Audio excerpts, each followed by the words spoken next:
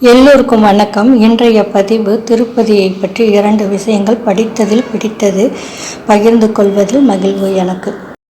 இந்த பதிவினை பார்க்கும் பொழுது தெரிந்தவர்களும் இருப்பார்கள், தெரியாதவர்களும் இருப்பார்கள். தெரிந்தவர்கள் விலகிக் கொள்ளுங்கள், தெரியாதவர்கள் பயன்பெறுங்கள். வாய் வழியாக கேட்டு தெரிந்து கொண்டது தாங்க.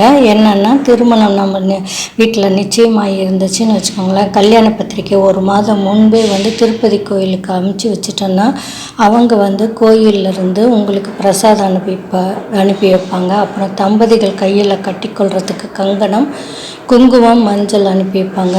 திருமண முக்கியத்துவத்தை சொல்லும் ஒரு புத்தகமும் அனுப்பி வைப்பாங்க. திருப்பதி கோயிலிருந்து வரும் அந்த பிரசாதம் சுவையே தனிங்க. அந்த பிரசாதம் கிடைக்கிறதுக்கு நாம் கொடுத்து வச்சுருக்கணும் இல்லையா? நம்மளுடைய பத்திரிக்கையை சுவாமிக்கு சமர்ப்பித்த திருப்தியும் நமக்கு கிடைக்கும் இல்லையா? எங்கே அனுப்பணும் அப்படின்னு சொல்லி பார்த்தோம்னா, அட்ரஸ் ஸ்ரீ லார்ட் வெங்கடேஸ்வர சுவாமின்னு போட்டு the executive officer, TTD administrative building, KD road, Tirupati அப்படின்னு போட்டுட்டு அனுப்புங்க.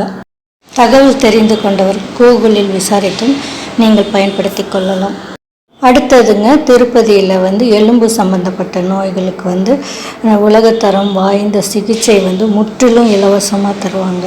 இது எல்லாத்துக்கும் தெரியாது, தெரிஞ்சவங்க மற்றவர்களுக்கும் பகிருங்க. என்னென்னா, திருமலையில் திருப்பதி தேவஸ்தானம் சார்பில் BIRRD அப்படின்னு அந்த பேர் ஹாஸ்பிட்டல் அதாவதுங்க hospital Balaji institute of surgery, research and rehabilitation for the disabled அப்படின்னு சொல்கிற மருத்துவமனைங்க திருப்பதியில் கீழ் திருப்பதியிலே எங்கே வருது. இங்கே எலும்பு சம்மந்தப்பட்ட எல்லா வியாதிகளுக்கும் ட்ரீட்மெண்ட் தராங்க.